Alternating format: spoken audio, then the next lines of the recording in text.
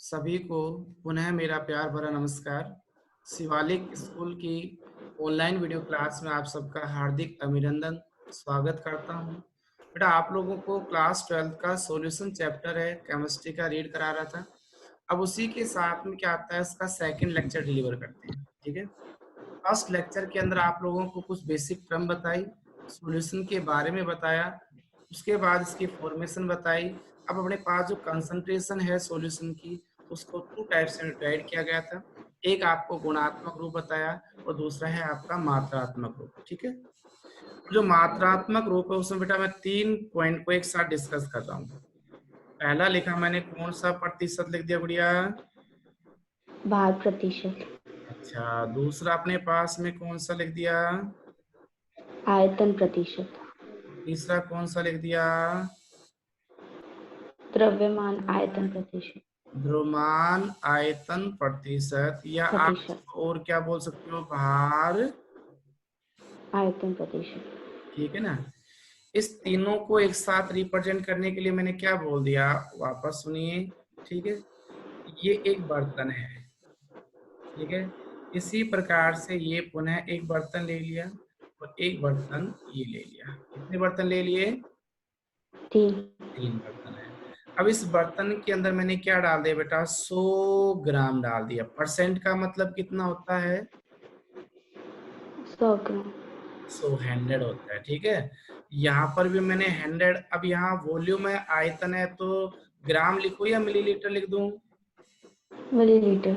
अच्छा, तो लास्ट में यहाँ पर भी आयतन है या फिर अपने पास में भार पहले ही आयतन है? भार भार और आयतन क्या है? बाद में। बाद में। इसका मतलब क्या आ जाएगा? 100 ml मिलीलीटर। आ जाएगा। ठीक है ना। अच्छा, अब बेटा बात ये आती है, देखो 100 ग्राम, तो ये 100 ग्राम क्या है आपका? बिलियन। बिलियन है। 100 ml ये भी क्या है? बिलियन। और 100 ml ये भी क्या है? बिलियन। अच्छा, अब इस विलयन के अंदर क्या उपस्थित होगा? विलय पदार्थ उपस्थित होगा। हाँ या ना? Yes sir. विलय और विलायक दोनों मिलते हैं विलयन में, राइट? Yes sir. अच्छा, अब मैं बात और आगे चलाता हूँ थोड़ा सा, कि विलय पदार्थ है वो ऊपर से हमने दिखाया, ये रिप्रेजेंट किया विलय पदार्थ है। कौन सा पदार्थ है? विलय पदार्थ। विलय पदार्थ है। ठीक है, इसमें भी ऊपर से क्या दे दिया बेटा? विलय पदार्थ। विलय। और इसमें भी क्या दे दिया? विलय पदार्थ। अब ये भार है तो ये विलय की किस में मात्रा दे दी मैंने? ग्राम में। अच्छा, आयतन है तो विलय की किस में मात्रा दे दी? ml में। और ये भार है तो ये किसकी मात्रा किस में दे दी? ग्राम। अब मैं इसको डिफाइन करूं। सुनो भाई, ये यहाँ से अपने डेफिनेशन दी, क्या दी है कि 100 ग्राम विलियन में उपस्थित, क्या बोला? 100 ग्राम विलियन में उपस्थित। तो 100 ग्राम विलियन में उपस्थित कौन उपस्थित है बेटा? विलय। तो विलय की किस में मात्रा? ग्रामों में मात्रा। ग्रामों में मात्रा। ठीक है, उस विलियन का क्या कहलाता है? भार प्रतिशत। भार प्रतिशत कहलाता है। क्लियर हो गया? Yes sir. थोड़ा सा और आगे रन करते हैं। बेटा ये बैकग्राउंड जो है ना, साउंड है, वो किसकी ज्यादा? तो बेटा एक तो मैंने आप लोगों को बता दिया क्या, कि भार प्रतिशत किसे कहते हैं, किसे बताया? भार प्रतिशत। भार प्रतिशत है ना। तो भार प्रतिशत में क्या डेफिनेशन निकल के आई, बताना देखा। 100 ग्राम विलियन में उपस्थित विलय की ग्रामों में मात्रा। अच्छा, अब भार प्रतिशत के बाद में किसकी डेफिनेशन देना चाहोगे? आयतन प्रतिशत। आयतन प्रतिशत की। ठीक है ना। तो अब यहाँ 100 ग्राम लिखूं या मैं 100 ml लिखूं? 100 ml। तो 100 ml विलियन में उपस्थित विलय की ग्रामों में मात्रा लिखूं या बेटा ml में लिखूं? ml में मात्रा। अच्छा, अब बताओ आयतन प्रतिशत को डिफाइन करो कंप्लीटली। 100 ml विलयन में उपस्थित विलेय की ml में मात्रा। अच्छा, क्या कहलाती है? आयतन प्रतिशत। आयतन प्रतिशत कहलाता है। यहाँ तक बात क्लियर हो गई? Yes sir. अच्छा, अब उसी के साथ में अगला क्या बचा आपका? द्रव्यमान आयतन द्रव्यमान प्रतिशत। आयतन प्रतिशत, ठीक है ना। तो द्रव्यमान आयतन में पहले बताओ द्रव्यमान है या आयतन है? द्रव्यमान और बाद में कौन है? आयतन।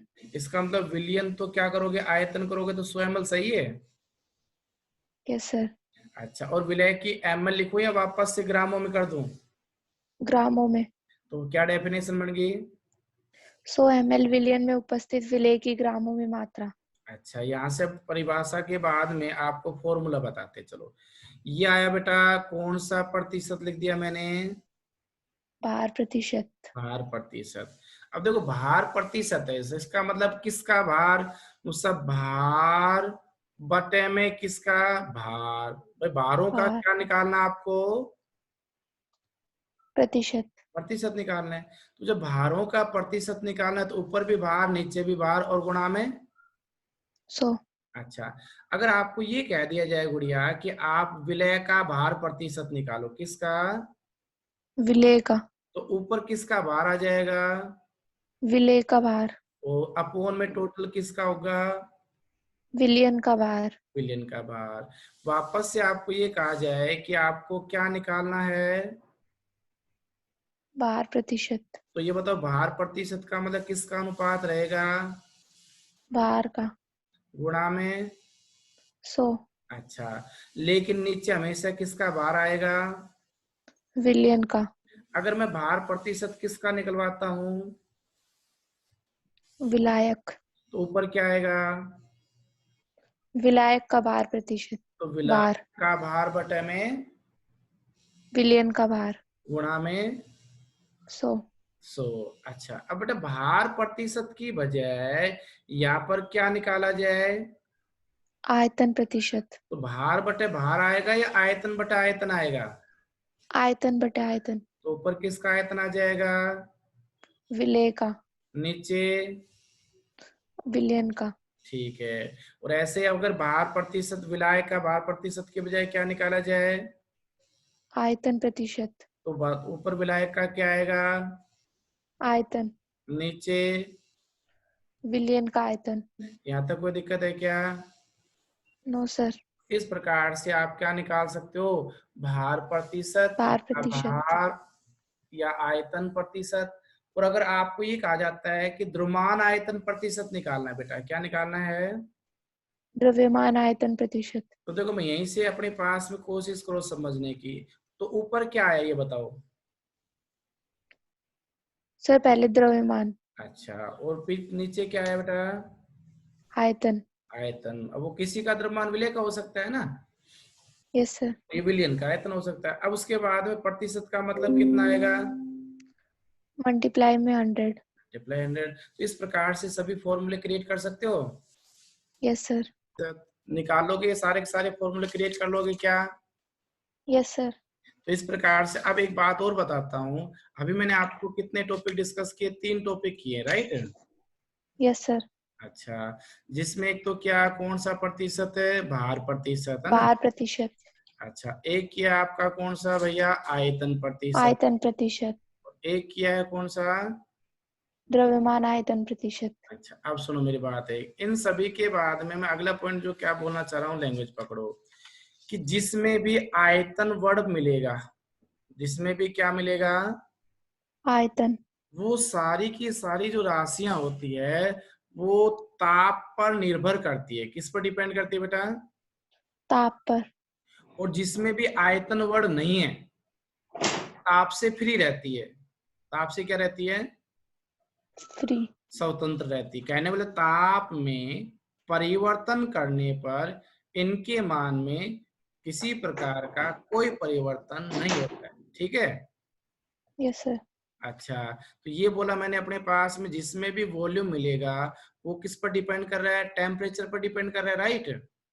Yes sir. तो ये बताओ बेटा, अभी थोड़ी देर पहले मैंने आपको एक वर्ड बताया था, कौन सा प्रतिशत? भार प्रतिशत बताया था ना। Yes sir. तो भार प्रतिशत में भार बटे भार है या आयतन भी है कहीं? सर बाहर बेटे बाहर है। अच्छा, तो यहाँ कहीं भी आयतन या वॉल्यूम शब्द है क्या? नहीं। तो बताओ, ताप में परिवर्तन करने पर इसके मान में कोई फर्क पड़ेगा क्या? नहीं। नहीं पड़ेगा। समझ गए कि नहीं समझे? Yes sir. तो इस प्रकार से आप लोगों का ये पॉइंट हो गया। मैं थोड़ा सा एक पॉइंट और आगे चलूं, अब मैं पीपीएम पे चलूं। Yes sir. अच्छा, अब पीपीएम क्या है? कुछ नहीं है, पार्ट पर मिलियन को पीपीएम के नाम से जानते हैं। पीपीएम क्या बोल दिया बेटा मैंने? पीपीएम। पीपीएम का पूरा नाम क्या बोला? पार्ट पर बिलियन। पार्ट्स पर मिलियन। हाँ, तो ये कहलाता है पार्ट पर मिलियन। तो इसको मैं यहाँ पर रिप्रेजेंट कर देता हूँ थोड़ी देर के लिए। पार्ट्स पर मिलियन या पीपीएम, ठीक है। Yes sir. अच्छा, इस पीपीएम को समझाने से पहले कि मैं वर्ड बोलना चाहूंगा आपको, वो समझो पहले। ये लिखा है मैंने बेटा क्या? विलय का भार बटे में विलियन का भार इनटू में 100। ये कौन सा प्रतिशत कहलाया? बाहर प्रतिशत। अच्छा, और बेटा अगर मैं ऐसे लिख देता हूं तो विलय का आयतन बटे में विलियन का आयतन इनटू 100। अब ये कौन सा परसेंटेज कहलाया? आयतन प्रतिशत। अच्छा, और अगर बेटा मैं ऐसे कर देता हूँ विलय का भार बटे विलियन का आयतन इनटू 100। अब बोलो ये क्या कहलाया? बाहर आयतन प्रतिशत। भार आयतन प्रतिशत। होगा क्लियर? अब इन यस सब सर। में क्या बोला गया वो लैंग्वेज पकड़ो, ठीक है ना। कोई बुक क्या बोलती है, कोई बुक क्या बोलती है? कोई तो ये कहती है कि केवल और केवल इस भार प्रतिशत में 100 को हटा दो। हटा दिया यस सर। और इनटू में 10 रेज़ टू पावर कितना लगा दिया? 6। 6 लगा दिया। तो ये क्या कहलाएगा? पीपीएम। पीपीएम। तो पीपीएम का जो फॉर्मूला होगा वो कैसे रिप्रेजेंट करोगे आप? भार प्रतिशत में इनटू 100 की बजाय क्या करोगे? इनटू में 10 की पावर 6। 10 की पावर 6 है। कोई बुक ये भी कह देती है कि जितने भी ये परसेंटेज है, चाहे वो भार हो, चाहे आयतन हो, चाहे द्रव्यमान आयतन हो, उन सब में भी आप क्या कर सकते हो? इनटू 100 हटा करके और 10 रेज़ टू पावर कितनी लगा सकते हो? 6। अगर 10 रेज़ टू पावर 6 है तो उसे क्या बोलेंगे? P P M. एम। और अगर ये कहता है 10 रेज़ टू पावर 6 की बजाय कितनी लगा दी बेटा? 9। 9। अब ये पी पी एम नहीं कहलाता, तो ये क्या कहलाता है? P PPB. पी बी कहलाता है, बिलियन। हो गया? Yes sir. अच्छा, तो इस प्रकार से मैंने आपको 3 डेफिनेशन के बाद चार चार पॉइंट हो गए आपके मात्रात्मक रूप के। Yes sir. अच्छा, एक बताया आपको द्रव्यमान प्रतिशत, दूसरा बताया आयतन प्रतिशत, तीसरा बताया द्रव्यमान आयतन प्रतिशत, और चौथा हो गया बेटा कौन सा आपका? पीपीएम। पीपीएम, पार्ट पर मिलियन। यहाँ तक बिल्कुल क्लियर है क्या? Yes sir. अच्छा, अब मेरे पास में समय को ध्यान में रखते हुए मैं एक बार हल्का सा रिसाइकलिंग कर देता हूँ कि आज के टॉपिक के अकॉर्डिंग मैंने आपको क्या समझाया, क्या बताया और आप लोगों को कितना मालूम पड़ा। क्लियर? तो ये बताओ, सबसे पहले आपका जो पीतल होता है वो पीतल कौन कौन सी धातुओं से मिलकर बना है? तांबा और जिंक। तांबा और जिंक से मिलकर बना है। उसके बाद ये बताओ, जर्मन सिल्वर किस किस से मिलकर बना है? तांबा, हम्म जिंक हम्म और निकल। तांबा, जिंक और निकल, ठीक है। उसी के साथ ये बताओ, अपने पास में कांसा किस किस धातुओं से मिलकर बना है? तांबा और टीन। तांबा और टिन से मिलकर बना होता है। फिर बताओ, पानी में कौन से आयन मिले? फ्लोराइड। Fluoride ion. और इन फ्लोराइड आयनों की सांद्रता बेटा कितनी मिले? 1 ppm. अब पीपीएम का मतलब समझे कि नहीं समझे? Yes sir. अच्छा, इंटू 100 इंटू 10⁻6 है। So 10 raised to power 6. अच्छा बेटा, ये क्या करेंगे? दंत क्षरण को रोकते हैं. तो दम क्षरण को रोकते हैं। अगर इसी कंसंट्रेशन को अगर कितना कर दिया जाए? 1.5 ppm. अच्छा, तो ये बेटा क्या करेंगे? कुरबुरित और पीलापन. कर्बूरित करेंगे। कर्बूरित का मतलब है दांतों को कैसा कर देंगे? पीलापन करते हैं. अच्छा, उसी के साथ ये बताओ, ये कौन है? Sodium fluoride. ये का क्या काम आया? चूहों को मारने के जहर में. चूहों को मारने के लिए जहर के रूप में काम करता है। यहाँ तक क्लियर है क्या? बिल्कुल। Yes sir. अच्छा, उसके बाद बताओ बेटा, अपने पास में ये क्या लिख दिया मैंने? विलयन. विलेन की क्या परिभाषा दी थी? 2 या 2 से अधिक पदार्थों के समांगी मिश्रण को विलयन कहते हैं. 2 से अधिक पदार्थों के कौन से मिश्रण को? समांगी मिश्रण को. सममांगी मिश्रण का मतलब दोनों पदार्थों को मिलाने के बाद इनका संगठन एक समान हो जाता है, राइट? Yes sir. तो वो क्या कहलाता है? अपने पास में सममांगी मिश्रण, ठीक है। Yes sir. तो ये किसकी परिभाषा दे दी? विलयन की. अच्छा, अगर बेटा इसमें मान ले जाए कितने पदार्थों को मिलाकर के मिश्रण बनाया जाए? 2. 2 पदार्थों को मिला दिया, और कौन सा मिश्रण मिला बना दिया? समांगी मिश्रण. अच्छा, तो ये बताओ अपने पास में कौन सा विलयन कहलाया? द्विअंगी विलयन. द्विअंगी विलयन। तो द्विअंगी विलयन में अपने पास में कितने पदार्थ मिलेंगे? 2. 2। विलयन को वापस से कितने शब्दों में डिवाइड कर दिया? 2 भागों में। एक तो क्या हो गया? विलेय. दूसरा विलायक. विलायक होगा। विलय का मतलब है पदार्थ की मात्रा विलयन में क्या मिलेगी? कम. और विलायक का मतलब क्या मिलेगी? ज्यादा. ज्यादा मिलेगी। यहाँ तक बात क्लियर आगे कि नहीं आई? Yes sir. अच्छा, उसके बाद बेटा मैंने आपको क्या समझाया था? ये कौन आपका? विलेय. ये क्या है? विलायक. विलायक। दोनों को मिलाया क्या बना? विलयन. विलयन बना। अब मान लीजिए विलायक की जो नेचर है वो मैंने अपने पास में क्या रख ली? सॉलिड. और क्या रख दी? लिक्विड. और क्या रख दी? गैस. यस। अब इनको मिलाने के बाद ये इन सॉलिड को किस में डाल दिया? गैस में. अच्छा, लिक्विड को? गैस में. और वापस से लिक्विड को गैस। गैस में. अब बताओ सॉल्यूशन कैसा बनेगा? सर गैसीय. गैस। ये सारे के सारे गैस ये बनेंगे, अलग अलग बनेंगे? सर गैसीय बनेंगे. इस पर डिपेंड करता है गैस नेचर ये इनकी? सर विलायक की भौतिक अवस्था पर. भौतिक अवस्था पर। इसी प्रकार से अब मैंने अपने पास में बताओ कौन सा सॉल्वेंट ले लिया?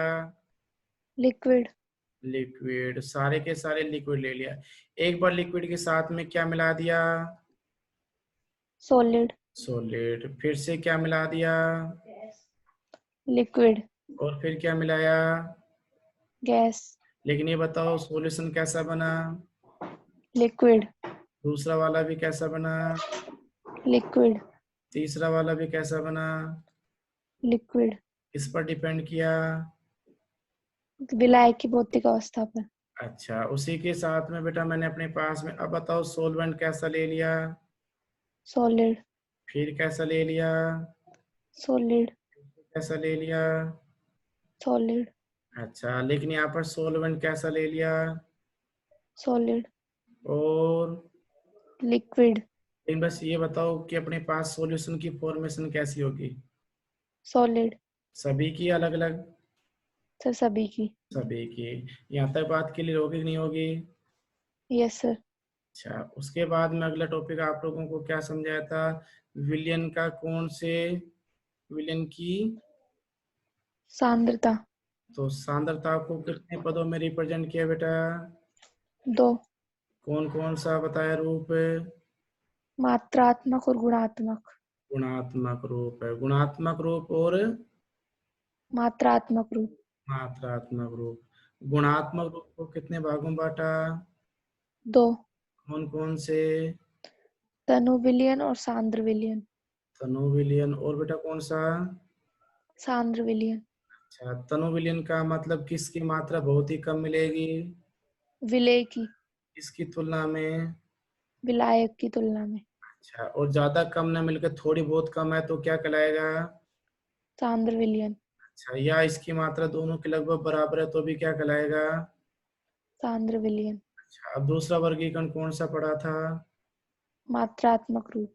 मात्रात्मक रूप में पहला पॉइंट कौन सा था? भार प्रतिशत। भार प्रतिशत को परिभाषित करो। 100 ग्राम विलयन में उपस्थित विलेय की ग्रामों में मात्रा। 100 ग्राम विलयन में उपस्थित किसकी? विलेय की ग्रामों में मात्रा। विलय की ग्रामों में मात्रा। उस विलयन का कौन सा प्रतिशत कहलाता है? भार प्रतिशत। भार प्रतिशत। यहाँ तक ठीक है बेटा? Yes sir. अच्छा, ये बताओ, अपने पास में भार प्रतिशत निकालना है, अगर किसका निकालना है? विलेय का। फॉर्मूला क्या बन जाएगा?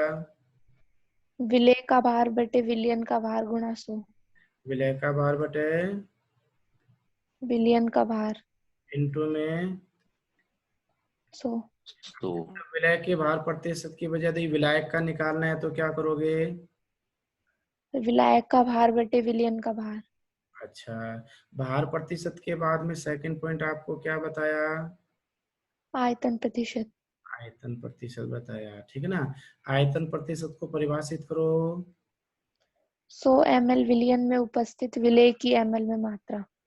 100 ml विलयन में उपस्थित विलय की ml में मात्रा। ml में मात्रा। यहाँ तक कोई दिक्कत है क्या? No sir. अच्छा, अब बेटा अगर आपको क्या निकालना है, विलय का कौन सा प्रतिशत है? आयतन प्रतिशत। बताइए, ऊपर क्या आएगा? विलेय का आयतन। ठीक है, अपॉन विलयन का आयतन। विलयन का आयतन इनटू 100। 100। और बेटा अगर विलायक का आयतन प्रतिशत निकालना है तो? विलायक का आयतन बटे विलयन का आयतन इंटू 100। ठीक है, विलायक का आयतन अपॉन, विलयन का आयतन। अच्छा,